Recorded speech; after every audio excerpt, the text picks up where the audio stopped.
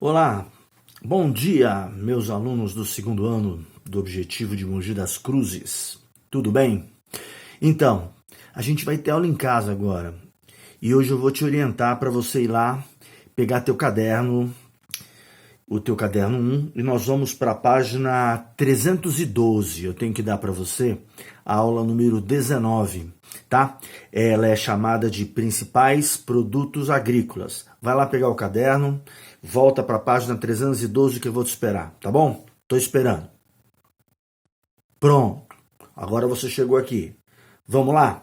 Então é o seguinte, primeiramente, para você conseguir esse conteúdo no portal do Objetivo, eu tô dentro do portal, vou te mostrar como é que você faz. Você abrir o portal, aí tem uma barrinha lá, área do aluno. Aí tá escrito institucional, infantil, primeiro ano, segundo ao quinto. Claro, vocês são ensino médio, vai lá, tô clicando, tá? Ensino médio. Aí você clicou o ensino médio, aí vai aparecer ali conteúdo online. Lá do lado esquerdo tem uma lista de coisas, agenda, aprendizagem e tal, conteúdo online. Eu vou lá no conteúdo online, clico, conteúdo online. Aí ele vai estar abrindo, aí vai abrir um painel para você escrito grau. Aí você vai lá e coloca, tô clicando aqui no grau, ensino médio, tá. Curso, aí você clica no curso, vamos lá, segunda série, que é a série de vocês. Aí disciplina, vou lá, tem um cardápio ali, geografia, cliquei em geografia. Aí regime, o regime é o nosso primeiro bimestre, aí você vai lá e coloca em primeiro bimestre, pronto. Agora vai lá naquele busca, aquela bolinha que é uma lupa, clica nela que você está buscando, aí vai abrir. Né? Segunda série, ensino médio, geografia. Clica em geografia, aí vai estar tudo que você precisa de geografia lá. Aí eu fui procurar, essa nossa aula 19 tá lá, tá todas as aulas numeradas, você pode estudar todas elas. Vai na aula número 19, tá escrito Principais Produtos Agrícolas. Tô clicando nela, tá lá, abriu tudo, todos os produtos, todos os mapas. Gente, não precisa sair desse material. Esse material é excelente, tem tudo que você precisa. Eu vou te dar uma orientação aqui, tá? E essa orientação é para você ir se dando bem, melhor, para depois você fazer os exercícios, tá? Então, agora vamos seguir juntinhos aqui a primeira ideia. Logo no começo está escrito lá, principais lavouras. O Brasil tem lavouras que são lavouras basicamente de produtos de subsistência, produtos de uma lavoura, no máximo para abastecimento de mercados locais que tem no Brasil inteiro. Por exemplo, o arroz, o feijão, o milho, a mandioca. São lavouras que você encontra distribuído pelo território inteiro. Mas hoje, especificamente nesse caderno, eles vão querer falar de 3 produtos específicos, que eu vou aqui brincando, dizendo que é o KKK. K de cana, K de café e K de cacau. Então são os 3 que nós vamos falar hoje, tá? E aí como é que vai funcionar? Vamos pegar um por um. Agora o assunto é cana-de-açúcar. Todo mundo sabe que a cana-de-açúcar foi o primeiro produto agrícola desenvolvido aqui no Brasil, já que aquele primeiro pau-brasil, ele era um produto do extrativismo vegetal, né? Ele era só coletado. A cana, na verdade, o primeiro lugar de introdução de cana foi aqui no Sudeste, na região de São Vicente, não teve assim um grande sucesso. Onde ela vai se dar muito bem vai ser lá naquele litoral do Nordeste, do Rio Grande do Norte até o Recôncavo Baiano, ali naquela parte do litoral nordestino que está virado para a África, litoral oriental do Nordeste, que é chamado de Zona da Mata Nordestina. Até hoje, Pernambuco, Paraíba, Alagoas são grandes produtores de cana, né, nesse lugar. Aí o que vai acontecer? Essa cana começa a se desenvolver muito bem ali no Nordeste. E ali no litoral nordestino tem algumas condições. Então podem te perguntar, é sempre uma pergunta interessante. Quais os fatores que fizeram essa cana-de-açúcar se dar bem nesse litoral nordestino, nessa tal de Zona da Mata Nordestina? Então você tem no teu caderno ali no item 2, você tem 4 coisas. A primeira, clima tropical úmido, um tropical bem quentinho ali do Nordeste e virado para o mar, com excesso de umidade, tá? Segundo, o tal do solo. Um solo tão macio, tão argiloso, que se amassa com o pé. Massapé. Os negros que vieram para o Brasil escravizados não falavam esse agudo então falavam massapé, por isso que as duas grafias são permitidas, solo de massapé e solo de massapé. Então, você vai ter esses dois fatores como muito importantes. Agora, existe um outro, né? O outro fator é que o Nordeste estava mais próximo da Europa, isso barateava, sobretudo, os custos de transporte. E também a mão de obra escrava que se implantou ali, de certa maneira, permitiu um grande aumento da produção. Então, esses fatores explicam por que a zona da Mata Nordestina se deu muito bem.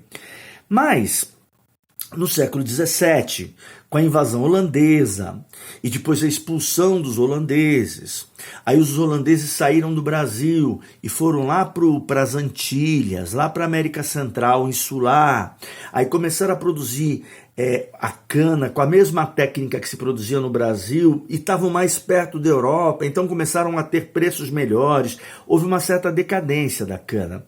E aí foi justamente a partir desse momento que a mineração começou a tomar o espaço dessa cana-de-açúcar, mas até hoje a cana está lá. Essa cana ressurge a partir dos anos 30, 1930, com um início assim, bem comecinho mesmo da atividade urbana aqui no Sudeste. Ela começa a chegar aqui por volta de 1930 e vai pegar ali a região periférica paulista, vai também se utilizar de algumas áreas, como por exemplo a Campos, no Rio de Janeiro, e hoje essa cana se expande aqui no Sudeste, sobretudo depois que a crise do petróleo de 1973 leva o Brasil a produzir cana com o objetivo de fabricar o etanol.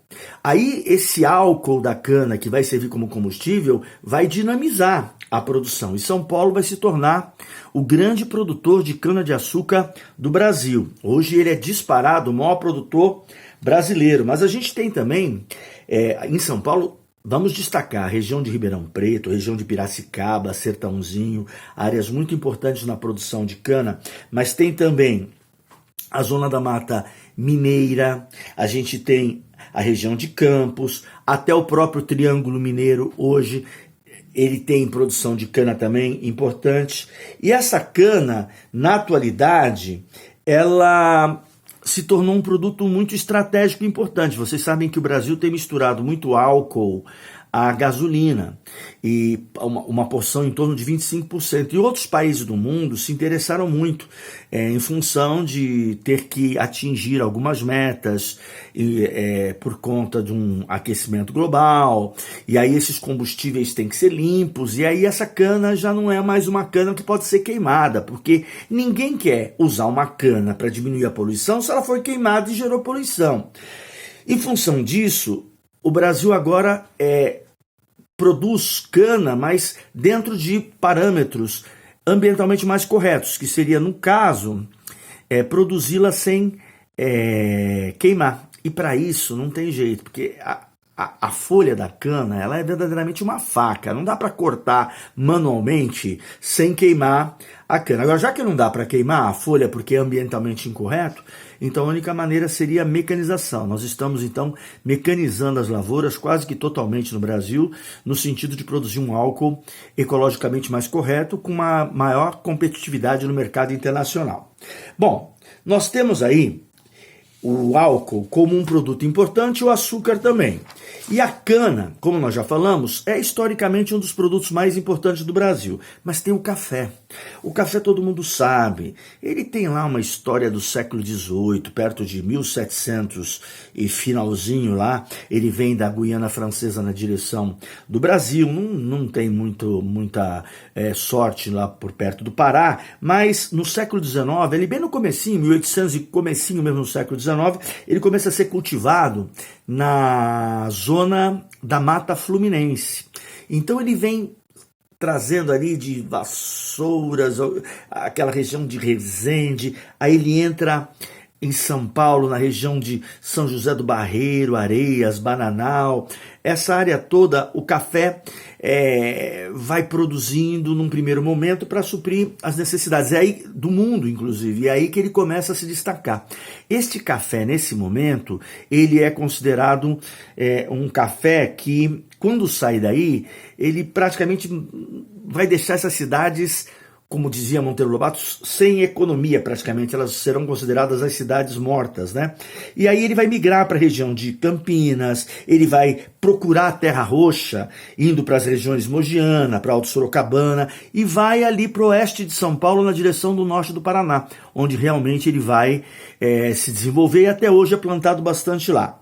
O café, ele passou por crises importantes. Entre as crises importantes, a primeira foi lá perto de 1905, 1909, foi uma crise verdadeiramente de superprodução.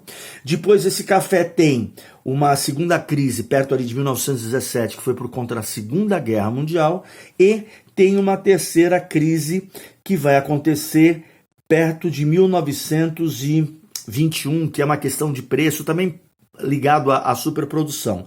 E a quarta crise, que é a mais determinante, quando o café realmente não consegue mais retomar o nível que ele tinha antes, é a crise de 1929, da Bolsa de Nova York. Aí o Brasil realmente perde muito fôlego e esse café não alcança mais a grande produção, tá? O Brasil ainda é hoje um grande produtor mundial de café, mas ele concorre com outros produtores mundialmente. Hoje, por exemplo, o Vietnã, por incrível que pareça, já é um grande produtor. A Indonésia, a Colômbia também são grandes produtores que competem com o Brasil, tá? Mas o Brasil, na verdade, ele é um grande produtor, mas também é um grande consumidor. Então, não tem uma margem de tanto café para vender como, por exemplo, é o caso do Vietnã, que quase tudo que produz ele exporta, tá? E por último, que a gente tem que gravar um vídeo, não dá para ser muito longo, é o cacau. O cacau é um produto que veio da Amazônia e ele é um produto que adora calor e sombra, mas detesta o sol batendo diretamente nele. Então o que vai acontecer? Ele é cultivado com uma técnica chamada sombreamento. Ele se deu muito bem no sul da Bahia. E lá no sul da Bahia, com bastante sombra e muito calor, ele produziu bastante. Então até hoje, o sul da Bahia tem bastante cacau. Já teve mais, que inclusive ele foi muito atingido por um fungo chamado vassoura de bruxa e foi muito diretamente afetado e caiu muita produção. Mas 2/3 da produção ainda está lá. Outros lugares do Brasil que produzem cacau é o próprio estado da Bahia. Rondônia também é um bom produtor de cacau. O cacau é vendido para alguns mercados mundiais. Você sabe que ele é matéria-prima, por exemplo, do chocolate. E o Brasil tem aí alguns compradores. Por exemplo, os mercados mais compradores deste cacau brasileiro são Europa, Estados Unidos, Japão e a própria Argentina compra bastante, tá bom? Eu vou ficar ali, vocês vão ficar por aqui. Vocês tendo alguma dúvida, escrevam para mim. Espero que vocês aproveitem bastante, tá? Força nesse período, paciência, otimismo, a gente está superando, vai dar tudo certo. Estou com saudade de vocês, espero que vocês aí precisando de alguma coisa, peçam para mim, tá bom? Um abração a vocês e até a próxima aula. Tchau!